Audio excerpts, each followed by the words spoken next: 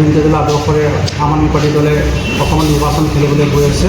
সেই ক্ষেত্ৰত এটা আনন্দিত দিন, কাৰণ অসমতো ৰাইজে আম আদমি পাৰ্টি দলক মানে বিচাৰিছে, সেইকাৰণে আমি প্ৰতিনিধিত্ব কৰিবলৈ গৈছোঁ।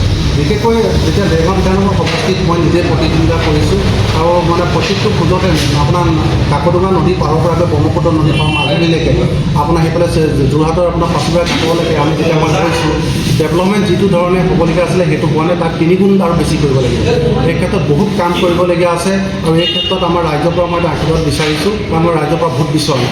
আগতেও কৈছোঁ মই ৰাইজৰ পৰা কেতিয়াও ভোট বিচৰা নাই, জাষ্ট ৰাইজৰ পৰা আশীৰ্বাদ বিচাৰিছোঁ। তেখেতসকলৰ ঘৰৰ এটা ল'ৰা হিচাপে মই কাম কৰিবলৈ আহিছোঁ, ৰাইজৰ সেৱা কৰিবলৈ আহিছোঁ, সমাজৰ কাম কৰি যাবৰ কাৰণে ভৰিতলৰ মাটিখনৰ আশীৰ্বাদ লৈ মই যিটো শ্ৰীচৰণত ভগৱানৰ ওচৰত প্ৰাৰ্থনা জনাইছোঁ, ৰাইজৰ মাজত কাম কৰি যাবৰ কাৰণে আপোনালোকে মোক শক্তি দিয়ক। এই শক্তিৰ দিনটো হৈছে 9 এপ্ৰিল নিৰ্বাচনৰ দিন। কেনেধৰণৰ এজেণ্ডা লৈ বা কেনেধৰণৰ ইছ্যু লৈ আপুনি আগবাঢ়িছে?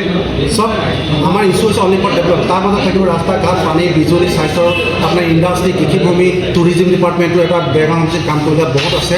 কাৰণ তাতে কাকডোঙা নদীৰ পৰা আপোনাৰ ব্ৰহ্মপুত্ৰ নদীৰ পৰা চিকাৰী ঘাটলৈকে যিবিলাক আমাৰ পিকনিক প্লচ বহুত ধুনীয়া যিবিলাক কাম কৰিবলগা আছে আৰু এই ক্ষেত্ৰত আমাৰ কাম কৰিবলগীয়া বহুত সপোন আছে। আমি আপোনাৰ সেই সপোনখিনি যিটো এজেণ্ডা লৈ আহিছোঁ আমি কাম কৰি যাম বুলি আমি গেৰাণ্টি দিছোঁ। লগতে এটা কথা ঠিক, ৰাস্তা পানী এইবিলাকতো স্বাভাৱিক কথা নিশ্চয় থাকিবই, কাৰণ স্কুল শিক্ষানুষ্ঠানবিলাক ভাল কৰিব লাগিব, স্পষ্ট কথা। কাৰণ আমি মদৰ দোকান বন্ধ স্কুল বন্ধ কৰাটো আমি নিবিচাৰোঁ আৰু বানপানীৰ কাৰণে আমি পুখুৰী খান্দি বানপানীৰ সমস্যা সমাধান হোৱাটো আমি নিবিচাৰোঁ।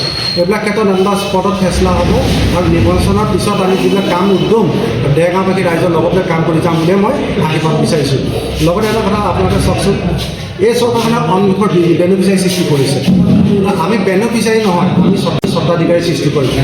কাৰণ বেনিফিচিয়াৰী বস্তুটো কি হয়, মানুহকেইটা দুৰ্বল কৰি কৰ্মজীৱনৰ পৰা আচাইড কৰি লৈ গৈছে। এই ক্ষেত্ৰত আমাৰ দিনত এতিয়া আপোনালোকৰ বেনিফিচিয়াৰী ইমানে দাম বৃদ্ধি হৈ গৈছে, আপোনালোকে চৰকাৰখনৰ পৰা দেখিছে। আপোনাৰ সৌ দিনা মাটি খাজানা বঢ়াই দিলে, সেইবিলাক আপুনি ৰাইজেতো কোনো গমেই পোৱা নাই। আৰু আপোনাৰ গেছৰ নাটনিটো হৈছে কেলৈ পোৱা নাই, আমি য'ত আমি আগতে পাইছিলোঁ এতিয়া তাত এতিয়া এপ্লাই কৰিব পৰা নাই গেছৰ নাটনি যিটো অভাৱ। সেই ক্ষেত্ৰত আমি আপোনালোকৰ ৰাইজৰ পৰা এটা অৱগত কৰিছোঁ।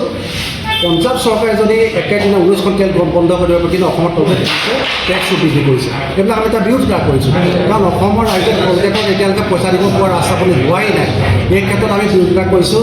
অৰবিন্দ কেজৰিৱাল আদৰ্শৰে আমি ইয়াত যিটো কাম কৰা সপোন, জুবিন গাৰ্গৰ যিটো আদৰ্শ, কাৰণ আমি আগতেও কৈছোঁ এখন মিটিঙত এখন গামোচা দি আদৰণি জনোৱাত থাকি মই নজনালৈ কোৱা নাই, এটা কিতাপৰ এটা টুকুৰা দি এটা কলমৰ যোগেদি উঠীয়া নৱপ্ৰজন্মৰ আদৰ্শ হিচাপে কাম কৰি যোৱা যিটো মানসিকতা, যিটো জ্ঞানৰ ভঁৰাল চহকী কৰাৰ ক্ষেত্ৰত আমি ৰাইজৰ প্ৰতিনিধিত্বৰে কাম কৰি যাম।